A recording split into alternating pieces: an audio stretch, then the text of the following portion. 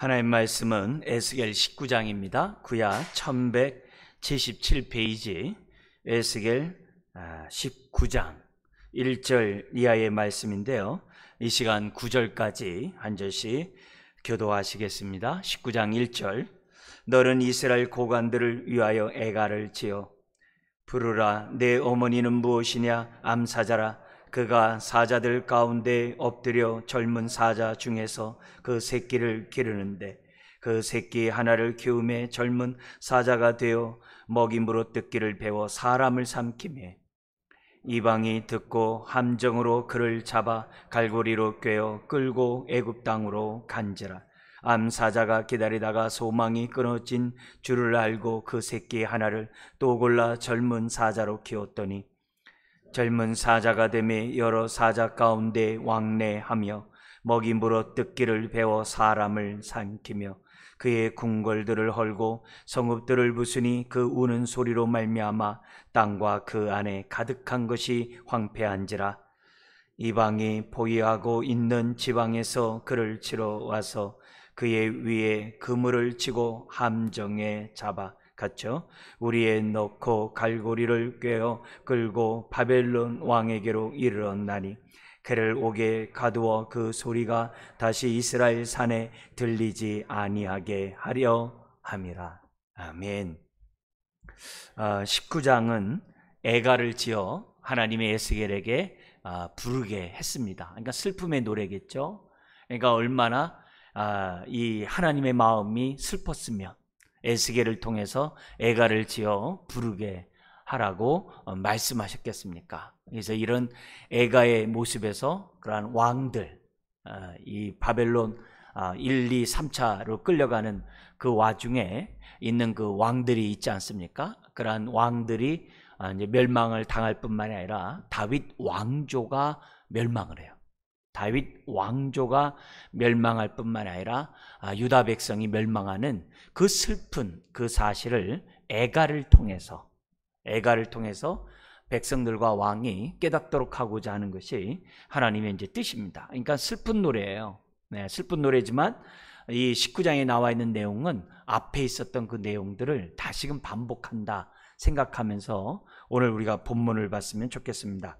자, 그런 가운데 오늘 제목은 1, 2절에 있는 것처럼 너는 애가를 지어 부르라 라는 그 말씀을, 하나님 말씀을 제목으로 삼고요. 내용은 암사자인 다윗 왕조와 포도나무인 유다의 멸망이 주된 19장에 나와 있는 내용입니다. 우리 강조점 세 가지 우리 강의안에 따라서 한번 읽어볼까요? 하나님의 형상을 따라 지음받고 은혜를 입은 성도들은 하나님의 마음을 아프게 하기보다는 기쁘게 하자. 그래서 이 애가의 모습을 보면서 얼마나 하나님 마음을 슬프게 하는 행동입니까? 언약에 배반하고 언약의 말씀에 불순종하는 이런 정말 마음 아픈 행동을 우리가 하는 것이 아니라 하나님이 기쁨이 되자라는 것을 애가를 통해서 생각했으면 좋겠고요. 두 번째 한번 읽겠습니다. 하나님을 경외하는 자가 될 때 구별된 자들이 되고 말씀에 순종하는 자가 된다. 순종은 구별되지 않으면 안 됩니다. 구별될 이 거룩함은 하나님을 경외하지 않으면 안 됩니다. 그래서 모든 순종은 하나님 경외에서부터 시작한다는 것을 다시 한번 생각하면서 왜 왕들이 망했는가, 여기에 보면 하나님 경외하지 않아요. 마음의 중심에 하나님이 없어요. 그러니까 어떻게 돼요? 구별될 수가 없죠. 왜냐하면 자신의 탐심 가운데 살기 때문에, 불의 가운데 살기 때문에. 그러면 순종이 안 되죠. 이런 의미에서 우리가 애가를 통해서 우리가 두 번째 깨달으면 좋겠고요. 세 번째 한번 읽겠습니다. 교만하지 말고 하나님 외에 다른 것을 의지하지 말자. 결국 내 책임이에요. 우리 책임이고 나의 책임이라는 것을 지도자만 뿐만이 아니라 지도자는 지도자로 백성대로 결국 우리는 우리 자신대로 교만하지 말고 하나님 외에 다른 것을 의지하는 그런 자가 돼서는 안 된다. 이런 것들을 우리 한번 좀 더 우리가 말씀을 통해 좀 뼈저리게 느끼는 시간이 되었으면 좋겠습니다. 우리 두 번째 11장까지가 첫 단락이라고 한다면 두 번째 단락이 12장 24장이라고 했어요. 같은 내용을 얘기하는데 핵심은 이제 다른 게 아니죠. 언약을 배반함으로 하나님의 심판의 도구인 바벨론에 의해서 멸망할 거다. 그 내용이에요. 12장부터 여기 나오는 24장까지. 그 내용입니다. 언약의 배반에 대한 하나님의 이제 심판이 핵심인데, 여기 나와 있는 이런 모습 속에서 지금 이제 강조되는 이런 부분들이 뭐냐면, 이 왕들, 어떤 이런 지도자들만이 아니라 백성들 전체도 다 언약을 파괴했다는 거예요. 다 배반했다는 거예요. 그렇기 때문에 하나님이 뭐예요? 다윗 왕조. 여러분, 다윗 왕조를 없앤다는 얘기는, 이거는 예루살렘 성전 무너지는 것과 같은 충격적인 얘기거든요. 그래서 다윗 왕조를 하나님이 계속적으로 내가 멸망하지 않고 다윗 왕조를 통해서 내가 메시아를 나오겠다, 보내겠다라고 하나님이 그렇게 약속했는데, 여기에서는 19장이 뭐냐면 다윗 왕조가 멸망한다는 거예요. 이건 보통 심각한 문제. 이 얘기는 뭐예요? 그만큼 유다 백성이 언약을 파기하고 하나님 앞에 악을 행했다는 반증이에요. 반증이에요. 그래서 유다 왕족에서 선한 게 하나도 없어요. 그런데 이런 상황에서 누가 나오는 거예요? 이제 뭐냐면 마지막 바벨론 포로로 끌려갔던 여호야긴이 감옥에 있다가 그가 회복이 돼요. 37년 만에 복권돼 가지고 뭐냐면 왕 앞에서 식사를 하는. 근데 그의 후손이 스룹바벨이 나오고 이제 예수 그리스도가 나오게 되는 그러한 이 계기가 되거든요. 그러니까 이런 속에 도저히 선은 없다는, 하나도 의인은 없는, 하나도 없는 상황 가운데 하나님이 구원의 역사를 베푸신 이런 장면을 우리는 또한 이 본문에서 이제 보게 됩니다. 그래서 누구의 탓이 아니라 바로 나의 탓이다. 네. 누구가 아니라 내 자신이, 또 하나님의 언약 백성인 유다가 잘못해서 이런 일들이 이제 벌어지고 있다는 것을 우리들에게 보여주고 있습니다. 자, 이제 그런 가운데 이 19장은 15장에서도 포도나무 비유가 나오고, 근데 어떤 포도나무 비유예요? 불타가지고 끝을 내버린, 양끝이 타버린 포도나무, 아무 짝에도 쓸모없는 그런 것이 유다 백성과 같다. 이제 그게 이제 15장에 있었거든요. 또 17장에서도 특별히 뭐냐, 왕들, 에레미야가 바벨론 배반하지 말라고 그렇게 했는데도 불구하고, 신신당부에도 불구하고 그 왕들이 배반하잖아요. 가장 대표적인 왕이 17장에서 누구였냐면 시드기야 왕이거든요. 시드기야 왕이 그게 그렇게 에레미야가 반대하지 말라고 그랬는데 결국 반역하고 애굽 편에 붙었다가 두 눈 뽑히고 이제 죽임을 당하는 그런 왕이 되거든요. 이게 너무 불쌍한 그런 모습이 나오는데, 그 15장, 17장에 나와 있는 그 내용이 여기 19장에 이제 짬뽕으로 이렇게 왕과 유다 백성의 멸망이 이렇게 같이 애가로 나온다고 생각하면 좋습니다. 근데 이런 얘기가 그냥 밑도 끝 없이 툭 터진 게 아니라, 이 포도나무의 비유, 이것이 뭐와 연관되어 있냐면 유다와 연관되어 있어요. 유다 지파와. 유다 지파에서 이제 왕이 되잖아요. 다윗이 유다 지파 왕이 되는데 유다의 내용과 연관되어 있어요. 그럼 유다와 연관된 내용이라면 어디까지 올라가야 되냐면, 야곱이 12아들을 놓고 기도하잖아요. 12아들을 놓고 기도하잖아요. 그럼 마지막 그런 기도를, 예언 기도를 하는데, 하나님이 어떻게 이 아들들을 통해서 역사하실지, 그 가운데 유다 지파에서 메시아가 온다는 예언을 하거든요. 창세기 49장이에요. 그 유다 지파를 얘기할 때 오늘 본문에 나와 있는 내용들을 먼저 얘기를 했어요. 그래서 이게 밑도 끝도 없이 나오는 게 아니라 유다 지파라면 누구나 다 알고 있는 그 본문, 야곱을 통해서 하나님이 예언하셨던 그 내용을 유다 지파는 다 알거든요. 네? 유다 지파에 다윗이 나왔잖아요. 다 안단 말이에요. 근데 그 내용이 지금 뭐예요? 부정되는 거예요.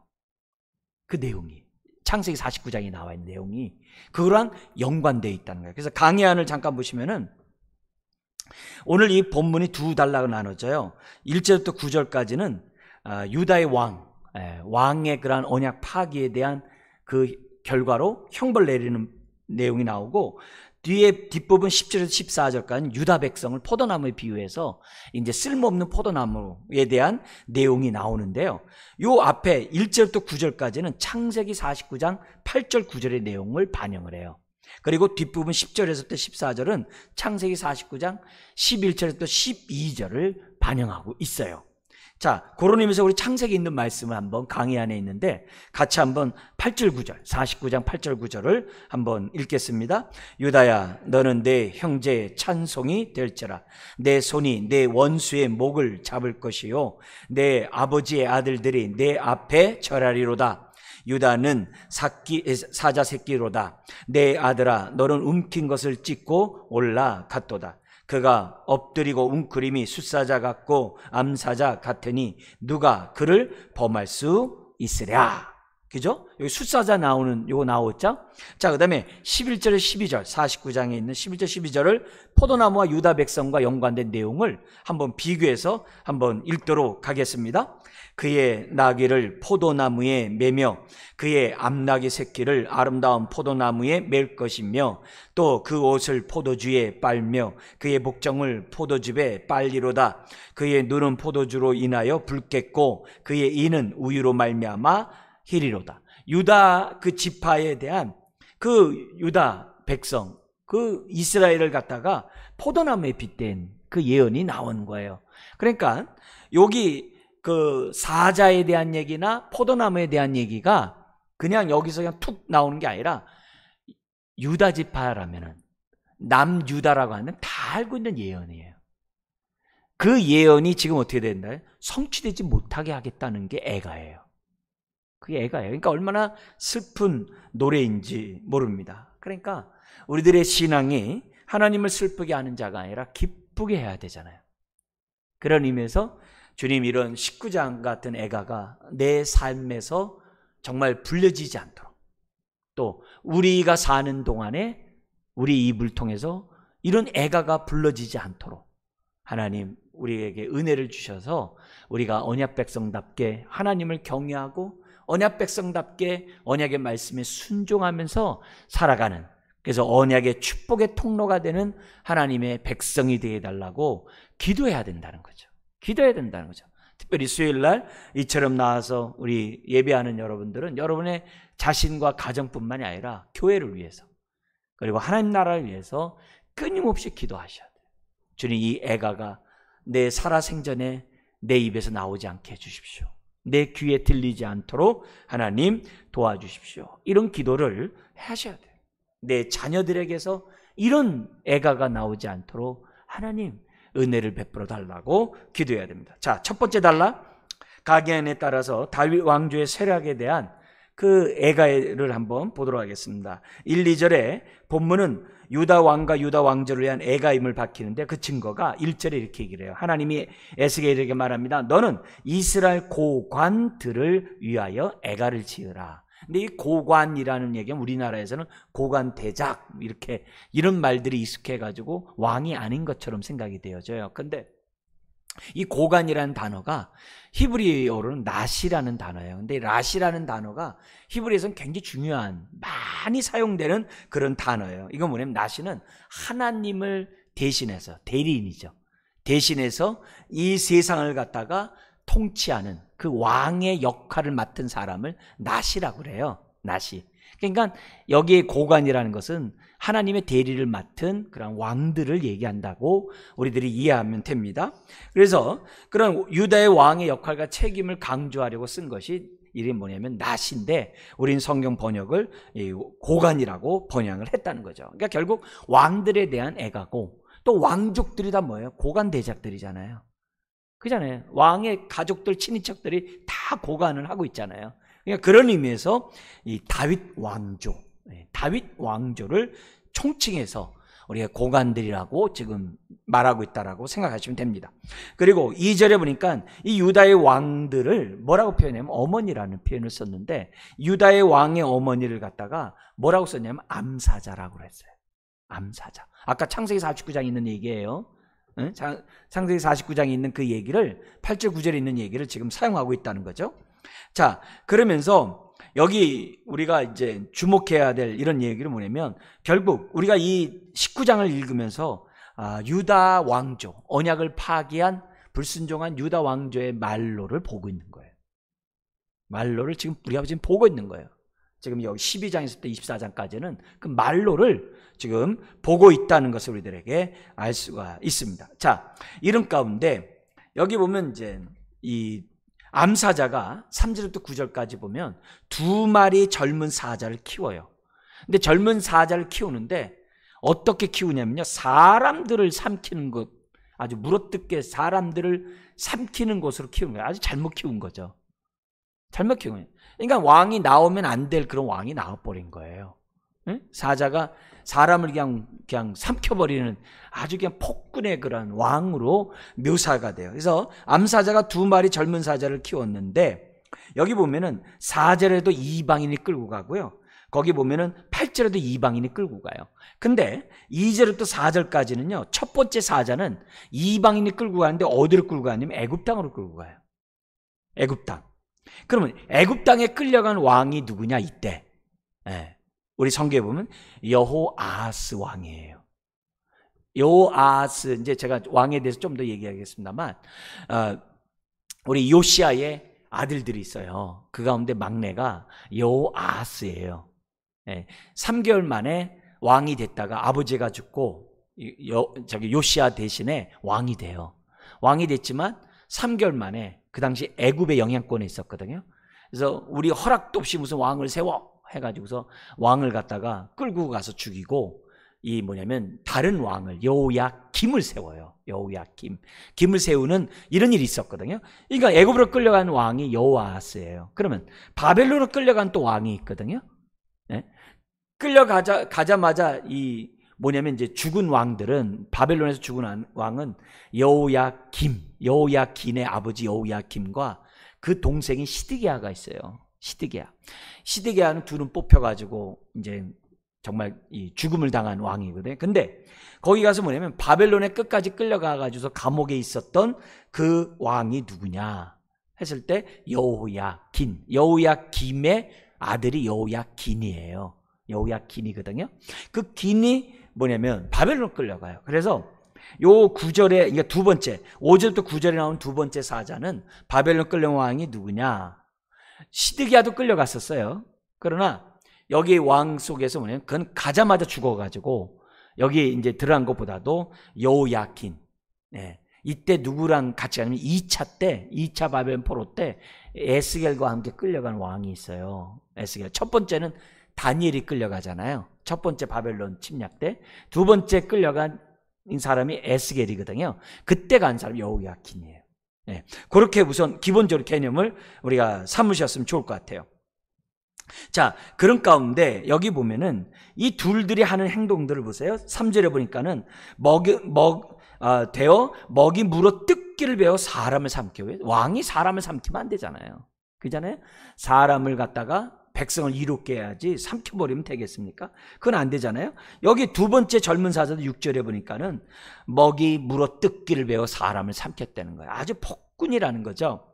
심지어는 7절에 보니까는 그의 궁궐들을 헐고 성읍들을 부수니 그 우는 소리로 말미암아 유다 땅과 그 안에 가득한 것이 다 뭐예요? 황폐했다라고. 아주 폭군이 또 나온 거예요.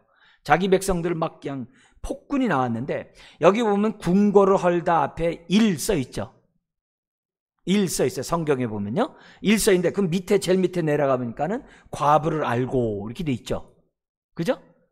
우리 그 7절 앞에 일 써 있는데 그 일 밑에 보니까는 그의 궁궐이라는 그 궁궐이 과부로 돼 있잖아요. 히브리어를 볼 때요, 궁궐이란 단어 자체가 과부란 단어예요. 근데 우리 성경은 그걸 갖다 궁궐로 번역을 했어요. 원래는 과부예요, 과부. 그러면 왕이 과부를 한다는 얘기는 무슨 말이에요? 많이 죽였다 이 말이겠죠. 왕이 너무 많이 죽였다는 거예요. 그러니까 아주 폭군을 이렇게 했던 그 왕도 누구냐면 여호야긴이에요. 여호야긴이에요. 그러니까 그런 의미를 좀 생각해 보면, 그래서 바른 성경에는, 우리 성경 여러 번역본 있잖아요. 바른 성경에 보면은 뭐로 번역되냐면, 우리 강의 안에 있죠? 한번 읽어볼까요? 그가 자기의 과부들을 알며 그들의 성읍들을 황폐하게 하니 그 땅과 거기 충만한 것들이 그의 포효 소리에 경악하였다. 연산군과 같은 왕이 나오면 골치 아프잖아요. 이런 모습을 갖다가 이렇게 합니다. 그러니까 결국 암사자에서 나온 두 왕이 어디 애굽으로 끌려가고 바벨론으로 끌려가고 이런 걸 통해서 뭘 보여주는 거예요? 다윗 왕조는 끝났다. 다윗 왕조는 끝났다라는 것을 지금 보여주고 있는 거예요. 이게 보여주는 거예요. 1, 2차 때 벌써 끝났다. 3차 때 완전히 다 끝나버리거든요. 시드기야가 끌려가서 죽음으로 다 끝나버리거든요. 이런 모습이 있어요. 그러니까 결국 이런 모습에서 기억해야 되는데, 성경에는 여호아스와 여호야긴은 삼촌과 조카예요. 네? 삼촌과 조카예요. 그러니까 근데 이 여호아스를 갖다가 살룸이라고 그래요. 원래 성경은 히브리 말로 원래 이름은 살룸인데 이름이 바뀐 거예요. 그리고 여호야긴은 고니야예요. 고니야. 원래 이름이. 근데 이 고니야라는 이름을 갖다가 우리가 기억해야 될 이유가 왜 그러냐면요. 마태복음 1장에 보면 족보가 나오죠. 예수님 족보. 족보 나오잖아요. 그 족보를 보면 잠깐 여러분들에게 읽어드리면 뭐가 나오냐면 그 제일 끝에 우리가 이 포로로 끌려가기 11절에 마태복음 1장 11절에 보면 뭐라고 되어 있냐면 바벨론으로 사로잡혀갈 때 요시야는 여고냐와 그의 형제들을 낳으니라 이렇게 돼 있어요. 근데 여기 여고냐라는 그 이름이 여호야긴이에요. 그 이름들이 고니야, 여고냐 이렇게 이름 불러요. 그러니까 여기 보면은 원래 여기 보면은 이 여고냐의 아버지는 누구예요? 여호야김이에요. 제가 김씨예요. 김씨의 그 아버지가 김씨였다고요. 근데 그 김씨의 아버지는 요시야예요. 근데 그 여호야김은 온데간데가 없어요. 온데간데가 없어요. 없고 누가 나와요? 그 손주 이름이 튀어 나온 거예요. 이해돼요? 왜 이렇게 했어요? 다윗의 이름이 숫자가 14잖아요. 14대를 맞추다 보니까는 이 중간에 나와 있는 14대를 맞춰서 중간에 이렇게 빼버리고 그러는 거예요. 중요한 건 뭐냐면 예수님이 족보를 통해서 다윗의 후손이다. 이걸 강조하려고 만들어 놓은 거지 이렇게 막 이렇게 다 낱낱이 기록해 놓은 것은 아니에요. 이걸 염두에 두시면 돼요. 자, 우리 다시 이제 본문으로 돌아가 보십시오. 자, 그러니까 결국 이런 애가를 통해서 지금 뭐냐면 유다의 다윗의 왕조가 지금 망했다는 거예요. 망해 간다는 거지만 지금 망한 거죠. 왜 그러냐 이게. 다윗처럼 하나님을 경외하는 게 아니라, 다윗처럼 하나님의 마음에 합하고 하나님을 기쁘게 한 게 아니라 그들이 언약에 불순종했기 때문에 하나님이 뭐예요? 너희들이 언약을 파괴했기 때문에 내가 언약의 축복을 너에게 줄 수 없다는 거예요. 그걸 지금 애가를 통해서 우리에게 지금 가르쳐주고 있는 거죠. 자, 여기서 지금 제가 여러 왕들을 얘기했는데요. 여러분의 강의 안에도 좀 잠깐 기록해놨습니다만 이때 왕을 좀 기억하는 게 좀 필요합니다. 지금 이 바벨론의 1차, 2차, 3차 침략을 받잖아요. 3차 때 그때 바벨론 3차 침략 때 왕이 누구냐면 시드기야예요. 2차 침략 때 왕이 누구냐면은 여호야긴이에요. 1차 왕 때 그 침략 때 그때 왕이 누구냐면은 여호야김과 연관돼서 김이에요. 그렇게 우리들이 염두에 두면, 근데 이들은 누구의, 특히 여호야김과 시드기야는 누구의 자식이냐? 우리가 잘 아는 요시야예요. 여러분 강의 안에 열왕기하 23장 28절 30절에 보면 요시야 왕에 대한 행적이 나옵니다. 요시야, 이 요시야는요 좋은 왕이에요. 이스라엘의 부흥을 가져왔던 왕이에요. 종교 개혁을 했던 왕이 요시야예요. 굉장히 정말 하나님 앞에 말씀대로 살고자 했던 왕이 요시야예요. 근데 어떤 일이 벌어졌냐면은 그때 있잖아요. 아수르에 의해서 북이스라엘이 멸망받았잖아요. 아수르에 의해서. 근데 그 아수르의 영향력이 남쪽 유다까지 삼키려고 해요. 그러니까 요시야 입장에서 볼 때는 아수르의 영향력에서 벗어나고 싶은 거예요. 근데 이 아수르와 대항할 수 있는 신흥 강국이 나타나요. 그게 누구냐면 바벨론이에요. 신흥 강국이 나타나가지고 바벨론 나타나가지고 아수르를 갖다가 무찌르는 거예요. 아수르를 무찌르니까는 심지어는 뭐냐면 아수르의 수도 니느웨가 함락을 당해요. 그래가지고 서쪽으로 쫓겨가지고서 갈그미스라는 그 지역이 있어요. 유브라데스 강이 끝나는 그쪽 넓은 그 지역에, 갈그미스 지역에 거기까지 도망갔어요. 서쪽으로 지중해 쪽으로 도망간 거예요. 그러니까 자기가 도망가고 바벨론이 막 커지니까 이 어디다 원병을 요청했냐면 애굽에다가 원병을 요청한 거예요. 저 남쪽에 있는 강대국에다가. 그러면 바벨론이 막 세력을 확장해 오면은 아수르가 먹히면 애굽도 먹히잖아요. 그러니까 아수르의 요청에 따라서 애굽 군대가 원병이 오는 거예요. 근데 요시야 입장에서 볼 때는 아수르가 멸망해야 돼요. 왜? 북이스라엘도 멸망시키고 자기 남유다도 괴롭히니까 저 대적은 멸망돼야 될 이런 상황이거든요. 근데 애굽이 와서 원병을 요청하면은 망하지 않을 거 아니에요. 망하는 게 지연될 거 아니겠어요? 그러니까 거기 마가 선자가 누구냐면 요시야인 거예요. 근데 안타깝게도 거기서 이제 부상을 당하고 죽게 됩니다. 안타깝게 그렇게 돼요.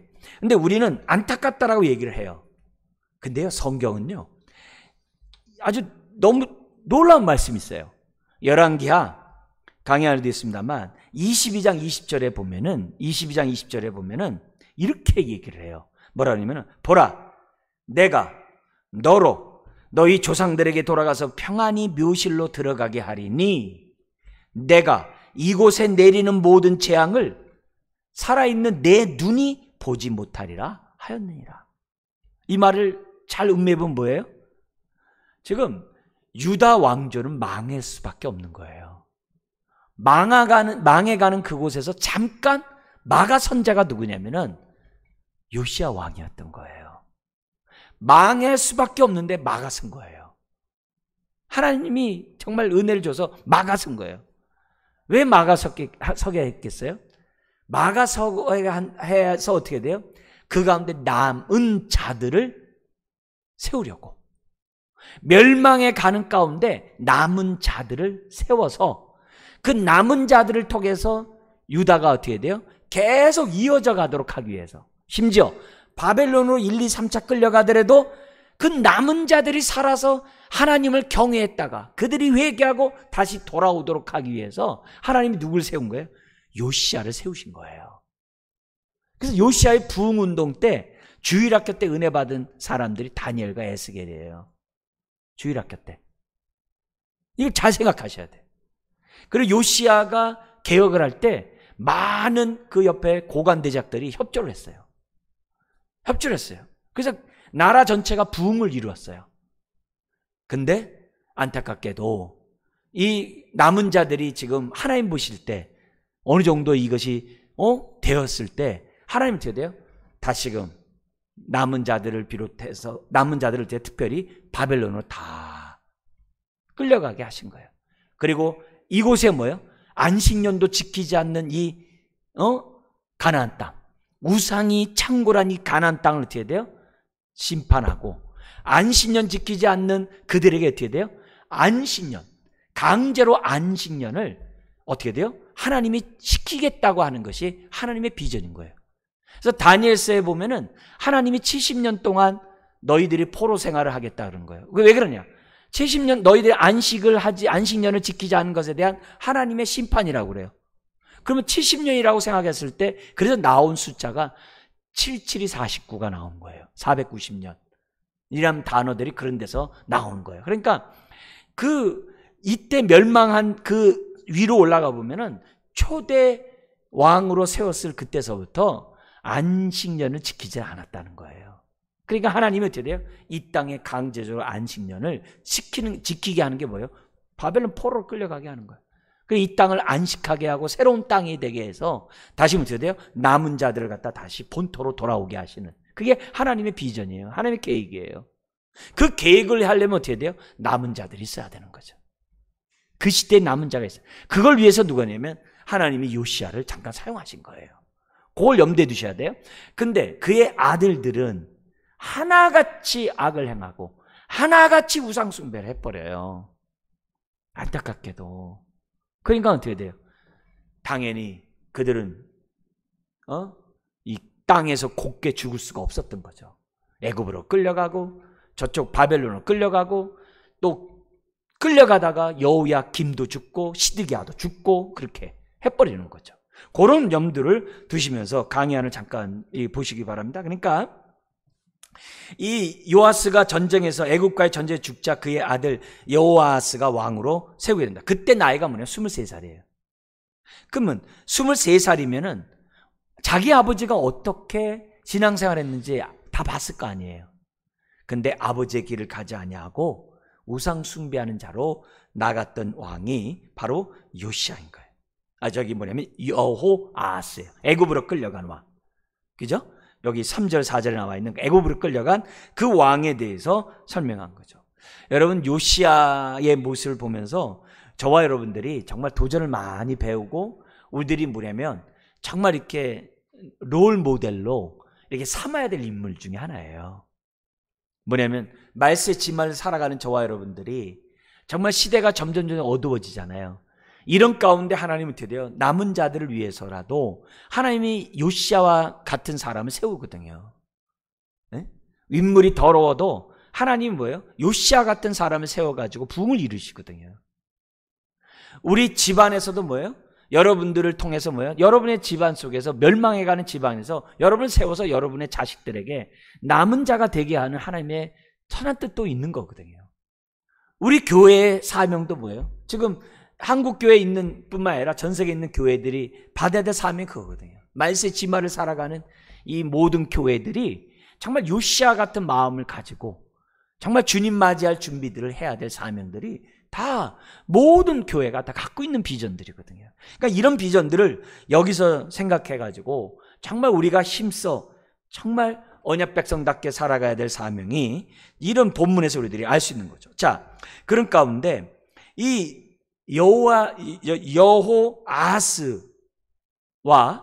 또 그 다음에 이제 누가 돼요? 여호아스가 끌려서 죽잖아요. 그러면서 애굽이 누굴 세워놓냐면 여호야김을 세웠어요. 제가 김씨라고 그랬어요. 김씨를 세워놨어요. 여호야김을 세웠어요. 그런데 그 여호야김 또한 하나님 앞에 뭐예요? 아주 악을 행하는데 짝이 없는 그런 자였다는 것을 이제 보게 됩니다. 우리 여호아스도 뭐 두말할 것도 없고 여호야김 또한 우상 숭배했다는 것을 보게 되는데요. 여러분, 강의 안에 요시아의 아들 가운데 여호아스 있잖아요. 거기에 대한 평가가 32절에 있어요. 거기 열왕기하에 있는 평가인데요. 강의 안에 있는 거 한번 읽어볼까요? 여호아스가 그의 조상들의 모든 행위대로 여호와 보시기에 악을 행하였더니. 여호아스가 악행을 많이 저질렀잖아요. 근데 하나님에 대한 평가는 딱 한 줄이에요. 조상들의 모든 행위대로 여호와 보시기에 악을 행했다. 조상들의 우상 숭배에 따라서 불의를 행하는 대로 똑같이 했다는 거예요. 그게 한 줄이에요. 한 줄이에요.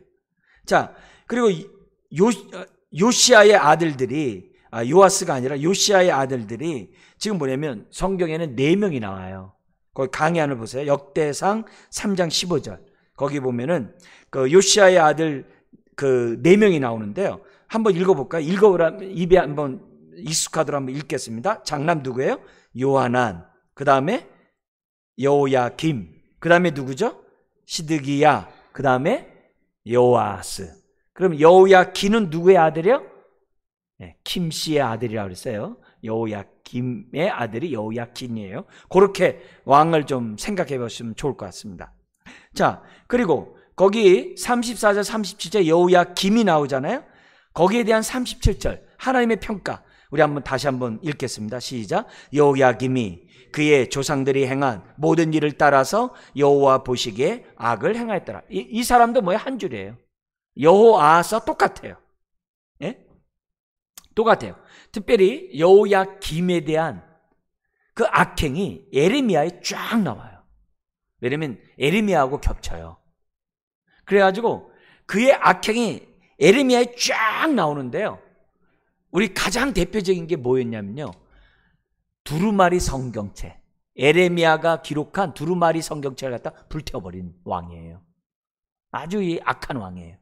그런 모습이 대표적이고요. 그리고 또 뭐냐면은 여호야김은 뭐냐면 왕궁을 짓기 위해서요. 백성들을 막 착취를 한 사람이에요.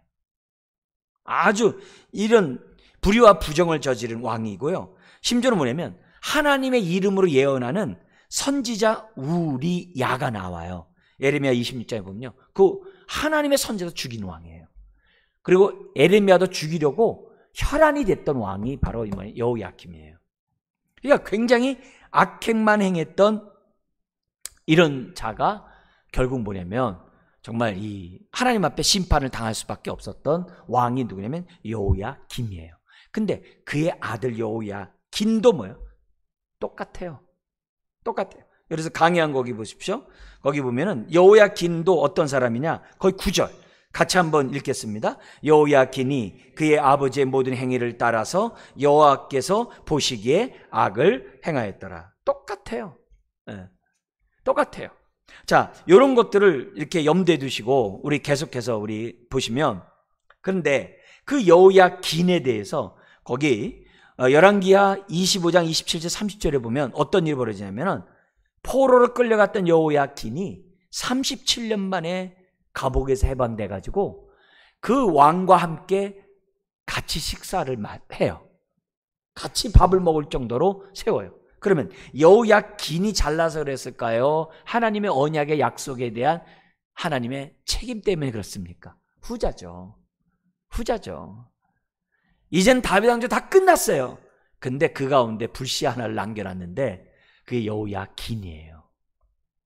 요시야의 손자 여호야긴을 살려놔가지고 그 긴을 통해서 그게 뭐예요? 스룹바벨이 태어나게 되고, 스룹바벨을 통해서 뭐예요? 1차 귀환이 이루어지잖아요. 그잖아요? 그걸 우리들이 본다 보면 정말 하나님 놀랐다. 하나님은 약속의 하나님이시다. 하나님은 약속하신 것을, 말씀하신 것을 반드시 지키시는 하나님입니다. 그러니까 우리가 오늘 하나님 말씀 지금 우리가 대면하는 거예요. 오늘 하나님 말씀 듣는 거예요. 왜요? 어제나 오늘나 영원토록 하나님은 동일하시니까. 말씀하시는 하나님이니까. 약속을 지키시는 신실하신 하나님이니까. 오늘 우리가 이 저녁도 주 앞에 나와서 말씀을 듣는 거예요. 그리고 말씀대로 우리가 살고자 하는 이유가 뭐예요? 이 시대의 남은 자고, 이 시대의 남은 자로서 막아서는 자고, 막아서는 자로서 어떻게 돼요? 하나님의 뜻을, 하나님을 기쁘게 하는 자로서 살아야 되기 때문에 오늘 우리가 이 자리에 나와서 예배 드리는 거 아니겠습니까? 그래서 이런 것들을 보면은 다 모든 게 하나님이에요. 자, 그러면서 동시에 한 가지 우리가 교훈을 얻어야 될 것은, 정말 왜 이들은 요시야의 자식들이면서도 그 신앙을 배울 수 없었던가? 여러분, 신앙은 마음 먹게 되어 있는 것도 아니에요. 신앙은 정말 우리가 하나님 앞에 엎드리고 하나님 앞에 회개하고 하나님을 경외하지 않으면 신앙을 가질 수가 없어요. 저절로 유산같이 물려주면 얼마나 좋겠어요. 그렇지 않아요. 우리가 눈물 뿌리지 않으면 내 자식이 나와 같은 믿음을 가질 수 없다는 것을 저와 여러분들이 잊어서는 안 된다는 것을 다시 한번 보게 됩니다. 그래서 우리 자신들이 요시야가 되고 우리 자식들 또한 뭐예요? 요시야가 될지언정 여호야김, 시드기야, 여호야긴과 같은 자가 생겨나지 않도록 저와 여러분들은 무엇보다 이 밤에 우리가 깨어서 기도해야 될 줄 믿습니다. 오늘 우리들의 사명이 있다는 거죠. 자, 마지막 두 번째 단락을 볼게요. 10절부터 14절입니다. 에스겔 19장 10절 이하의 모습인데요. 이거는 뭐냐면 포도나무 비유를 통해서 유다 멸망한다는 거예요. 유다 민족이 멸망할 수밖에 없다는 것을 우리에게 보여줍니다. 특별히 이 시드기야 왕에 대한 얘기를, 시드기야의 그런 불순종, 바벨론을 반역함으로, 예레미야의 말을 듣지 않음으로, 하나님의 말씀을 듣지 않음으로 아주 죽임을 당한 이 시드기야의 이 모습을 여기서 보게 될 터인데요. 이 얘기는 이미 앞에서 17장에서도 이미 한번 얘기했던 내용을 다시금 여기서 뭐예요? 지금 10절 이하에서 똑같이 또 한번 얘기하고 있습니다.